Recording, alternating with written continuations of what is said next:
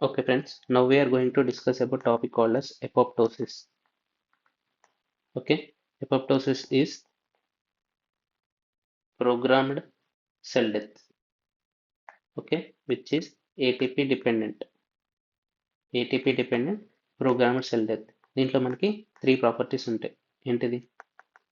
Intrinsic way, extrinsic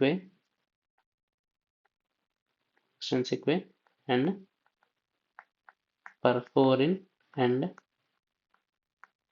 గ్రాంజైమ్ pathway. Okay, intrinsic pathway, extrinsic pathway, and perforins and granzyme pathway. Okay, so ఇవన్నీ pathways నుంచి మనకి ఫైనల్గా executional క్యాస్పేజెస్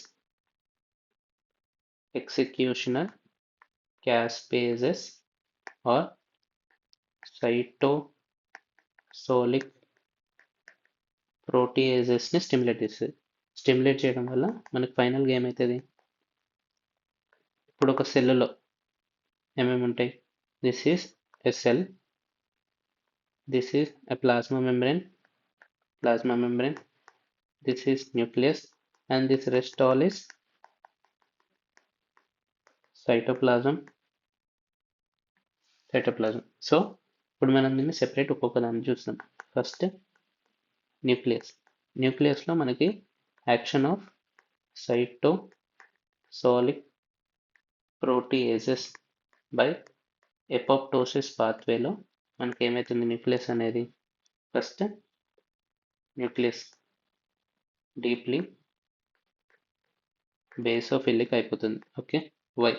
due to chromatin condensation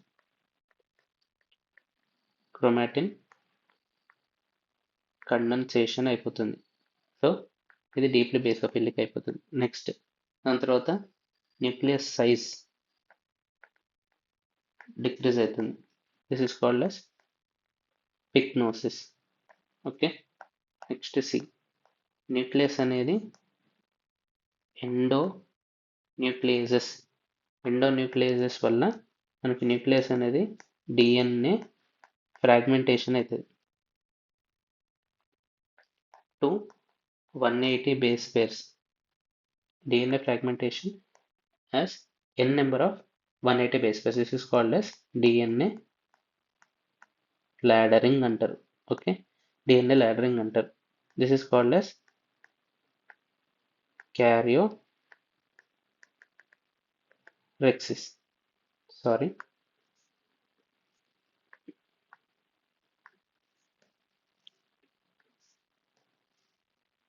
DNA laddering. So nucleus వచ్చే changes ఏంటిది? First chromatin condensation అయితే దానివల్ల deeply basophilic అయిపోతుంది nucleus అనేది, అంటే బ్లూ కలర్. నెక్స్ట్ సైజ్ అనేది తక్కువ అవుతుంది, దాన్ని పిక్నోసిస్ అంటారు. నెక్స్ట్ ఎండోన్యూక్లియసెస్ వల్ల డిఎన్ఏ ఫ్రాగ్మెంటేషన్ అయ్యి ఇన్ 180 బేస్ పేర్స్లో కన్వర్ట్ అవుతుంది, N number of 180 base pairs. So this is called as karyorrhexis. Next cell అనేది హోల్ సెల్ సైజ్ ఏదైతే ఉంటుందో అది డిక్రీజ్ అవుతుంది, shrinking of cell size. Next plasma మెంబ్రెయిన్లో బ్లెబ్బింగ్ అవుతుంది. Okay, blebbing but intact. Okay, but intact ఉంటుంది. So therefore no inflammation. So there is no inflammation, intact ఉంటుంది కాబట్టి there is no release of cytoplasmic content into out of cell. So there is no inflammation. Next fourth, cytoplasm ఏముంటుందంటే deeply ఎసినోఫిలిక్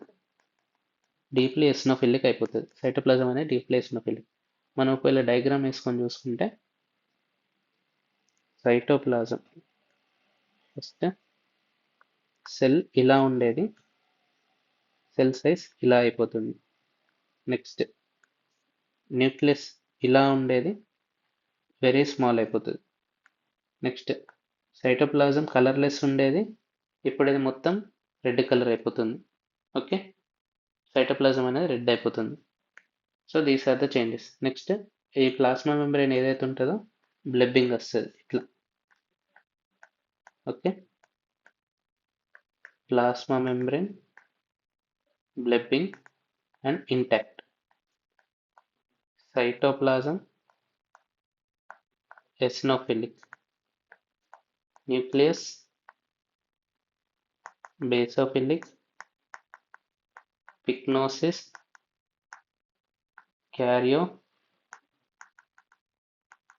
క్యారియోరెక్సిస్. Okay, these are the changes. Next followed by, first మనం intrinsic pathway గురించి మాట్లాడుకుందాం. Okay,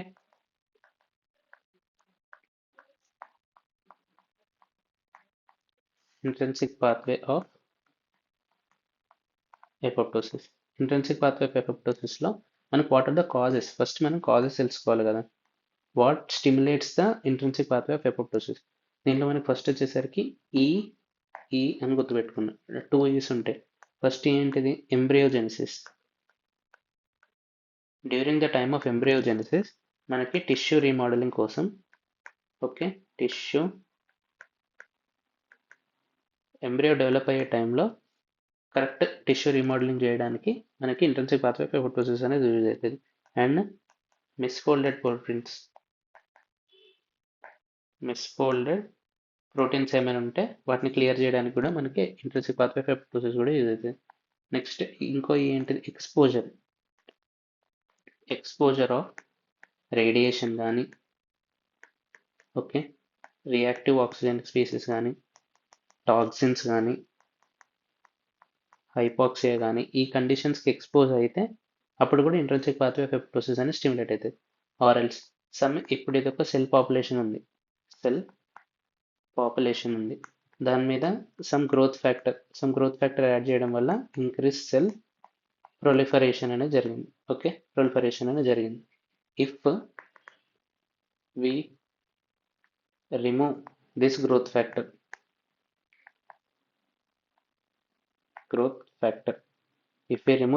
factor, మనకి ఏమవుతుంది, apoptosis of proliferating effector cells. Okay, apoptosis of effecting proliferator cells అవుతుంది. So growth factor అనేది remove చేస్తే ఏ పాపులేషన్ ఆఫ్ సెల్ అయితే ప్రొలిఫరేషన్ అవుతుందో అవి ఎపోప్టోసిస్ అయిపోతుంది. So these are the causes of ఇది. Next mechanism of intrinsic pathway of apoptosis చూసుకుందాం. ఏంటిదంటే నార్మల్గా ఇప్పుడు మన 1 cause, second cause, third cause, ఇది ఫస్ట్ది, ఇది సెకండ్ది, ఇది థర్డ్ది. ఈ 3 కాజెస్ కలిసి మనకి ఏమవుతుంది, 3 కాజెస్ కలిసి స్టిమ్యులేట్ P53. ఓకే, P53 అనేది tumour suppressor gene,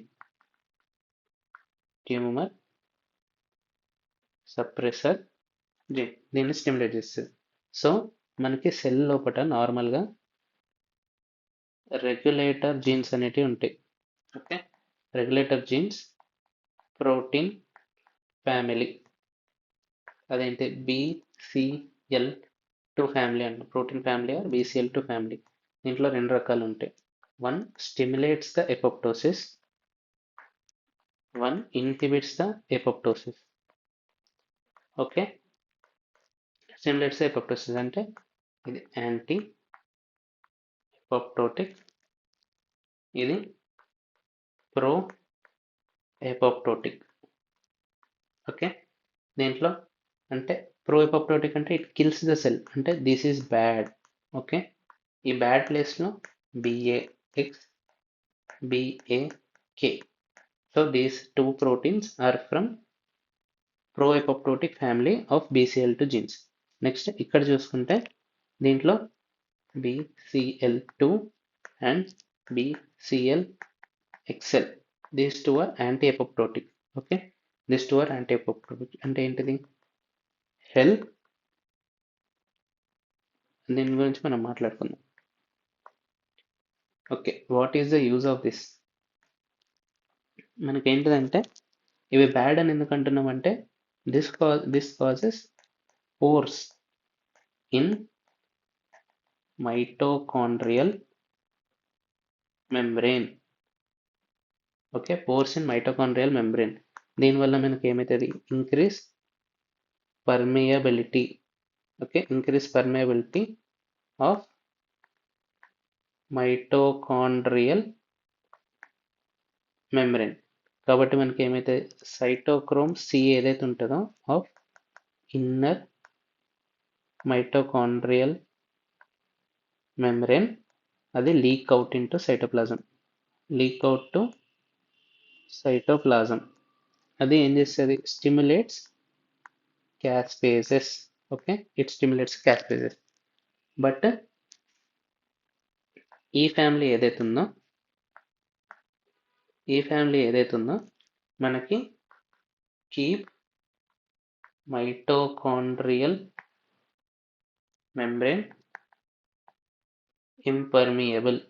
so impermeable కాబట్టి inhibit cytochrome C release. It inhibits cytochrome release and decrease chance of apoptosis by inhibiting caspase activation. Okay, దీంట్లో అప్లైడ్ ఏంటిదంటే మనకి BCL2 ఫ్యామిలీ ఓవర్ ఎక్స్ప్రెషన్ చేస్తే ఏమవుతుంది? Decrease cytochrome C release. కాబట్టి మనకి ఏమవుతుంది? Decrease activation of caspases. దీనివల్ల మనకి ఏమవుతుంది?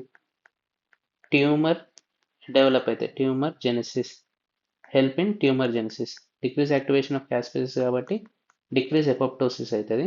సో ట్యూమర్ సెల్స్ అనేవి అట్లనే పెరుగుకుంటూనే పోతాయి. So stimulate the tumorigenesis. దీనికి మనకి ఎగ్జాంపుల్ ఏంటిదంటే in follicular lymphoma. Okay, follicular lymphoma translocation 14-18 and DLBCL. Okay, next second pathway extrinsic are death receptor pathway. దీంట్లో ఏంటిదంటే మనకి లైగండ్ అండ్ రిసెప్టర్ ఇవి రెండు ఎప్పుడైతే కలిసాయో మనకి ఎక్స్ట్రిన్సిక్ పాత్వే అనేది యాక్టివేట్ అవుతుంది. ఓకే, ఎగ్జాంపుల్ చూద్దాం. ఎట్లా అంటే ఇప్పుడు ఇది మనకు కావాల్సిన సెల్ అనుకో. ఓకే, సైటోటాక్సిక్ టీ సెల్ నుంచి మనకి ఫాస్ లైగండ్, ఇది Fas receptor location. Okay, next TNF alpha వచ్చేసి TNF ఆల్ఫా రిసెప్టర్కి ఎప్పుడైతే బైండ్ అవుతుందో. So this one thing and this one thing. TC cell Fas ligand ఎప్పుడైతే ఫాస్ట్ రిసెప్టర్ తోటి యాక్టివేట్ అవుతుందో, నెక్స్ట్ TNF ఆల్ఫా వచ్చేసి TNF ఆల్ఫా రిసెప్టర్ తోటి bind అవుతుందో, అప్పుడు మనకి ఏమవుతుంది అంటే this interaction stimulates executioner caspases. Okay, this interaction of TNF alpha with TNF alpha receptor and cytotoxic T cell fast ligand with the fast receptor on the cell causes executioner caspases to activate. Okay, దీంట్లో apply నార్మల్గా in థైమస్లో cortex ఉంటుంది, medulla ఉంటుంది. Thymus అనేది site of T cell maturation. So T cell site ఏదంటే మనకి tea lymphocytes ఏవైతే ఉంటాయో, టీ లింఫోసైట్స్ టీ సెల్స్ ఏదైతే ఉంటాయో టీ సెల్స్ మెచ్యురేషన్ అనేది థైమస్లో జరుగుతుంది. మెడ్యులాలో మనకి నెగటివ్ సెలక్షన్ జరుగుతుంది. Negative selection, what is mean by negative selection? నార్మల్గా మనకి Fas ligand plus Fas receptor interaction అనేది నార్మల్గా జరిగితే ఇన్ థైమిక్ మెడ్యులా ఏమంటారు? Those cells with increase sensitivity to self antigens are apoptosed. Okay, దీని మీనింగ్ ఏంటంటే ఏ సెల్స్ అయితే some T cells in thymic medulla ఒకవేళ increasingly sensitive for self antigens, ఒకవేళ మన సెల్ఫ్ బాడీకి సంబంధించిన యాంటీజెన్స్ని చూసే కనుక అవి ఇంక్రీస్ రియాక్షన్ అవుతుంటే అప్పుడు ఏం చేస్తాయంటే థైమిక్ మెడ్యులాలో నెగిటివ్ సెలెక్షన్ జరుగుతుంది. నెగిటివ్ సెలెక్షన్ అంటే ఏంటిదంటే దేనికైతే మన యాంటీజెన్స్ని చూస్తే అది ఫియర్ అంటే ఎక్కువ అటాక్ చేస్తుందో అది మనకి లాస్, కాబట్టి ఆ టైప్ ఆఫ్ టీ సెల్స్ని మనకి మన బాడీ అనేది ఎపోప్టోసిస్ అనేది చేస్తుంది by extrinsic pathway of apoptosis. Okay, if applied ఏంటిదంటే if auto immune lympho proliferative syndrome. దీని మీనింగ్ ఏంటిదంటే if defect in Fas ligand and Fas receptor interaction, దీనివల్ల మనకి ఏమవుతుందంటే failure of deletion of T cell clones which have more sensitivity to self antigens. Okay, దేనికైతే మన self antigens అగైనెస్ట్గా act అవుతున్నాయో ఆ T సెల్స్ని మన థైమిక్ మెడ్యులాలో డిలీషన్ చేయలేదు. సో మనకి increase self reacting T cells. So ఏమవుతుంది అప్పుడు మనకి అదర్ సెల్స్ అనేవి డిక్రీజ్ అయిపోతాయి. This is auto immune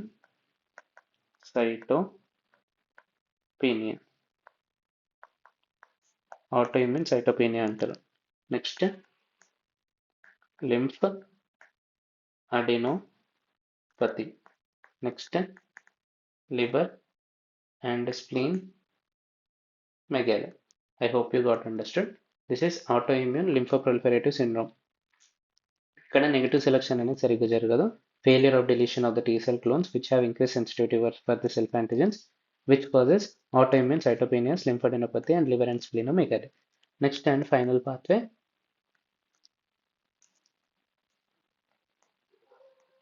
perforin and granzymes. నార్మల్గా మనకి cytotoxic T cells and NK cells, ఇక్కడ నుంచి ఇవి బోత్ ప్రొడ్యూసెస్ పర్ఫోరిన్స్ అండ్ గ్రాన్జైమ్స్. ఓకే, ఇవి రెండు పర్ఫోరిన్స్ అండ్ గ్రాన్జైమ్స్ ప్రొడ్యూస్ చేస్తాయి. పర్ఫోరిన్స్ ఏం చేస్తాయంటే పర్ఫోరిన్స్ forms pores on target cell. Granzymes causes enter the target cell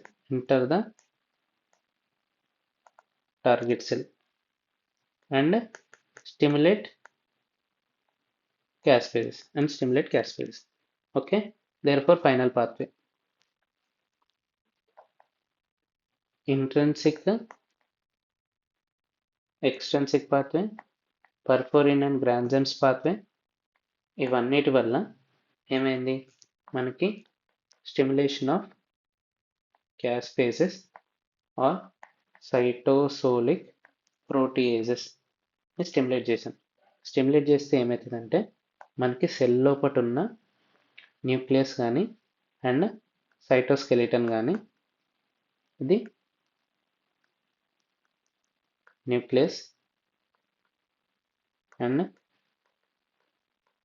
cytoskeleton, వీటి వల్ల ఏమవుతుంది? causes nuclear fragmentation and cytoskeletal dispersion.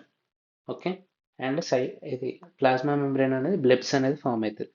Okay, plasma membrane నుంచి ప్లాస్మా మెంబ్రేన్ అనేది బ్లెబ్స్ ఫామ్ అవుతుంది. సో ఇప్పుడు ఆ బ్లెబ్స్ అనేది సెపరేట్ అవుతాయి, separate out form apoptotic body. Apoptotic body, apoptotic బాడీలో ఏమేమి ఉంటాయి? ఎపోప్టోటిక్ బాడీలో న్యూక్లియర్ ఫ్రాగ్మెంట్స్ ఉంటాయి, సైటోప్లాజం, లిటిల్ సైటోప్లాజం ఉంటుంది, along with plasma membrane. Plasma membrane, these are membrane bound apoptotic bodies. Okay, ఇవి వెళ్ళి మ్యాక్రోఫేజ్తో కలుస్తుంది. మ్యాక్రోఫేజ్ రిసెప్టర్ మీద పడుతుంది ఇది. Okay, and it get phagocytosis. Okay, దీన్ని ఎపోప్టోసిస్ అంటాం. Once a quick recap. Apoptosis is the programmed cell death. It is ATP dependent. ఇక్కడ intrinsic pathway, extrinsic pathway and perforins and granzymes pathway ఉంటుంది. ఇవి ఏం చేస్తాయంటే stimulate the execution of caspases. ఇవి ఏం చేస్తాయంటే న్యూక్లియస్ మీద యాక్ట్ చేస్తుంది. It will become basophilic. Okay, మొత్తం బేసోఫిలిక్ అయిపోతుంది. న్యూక్లియస్ అనేది బేసోఫిలిక్ అయిపోతుంది. సెల్ సైజ్ అనేది తక్కువ అయితే పిక్నోసిస్ అంటారు.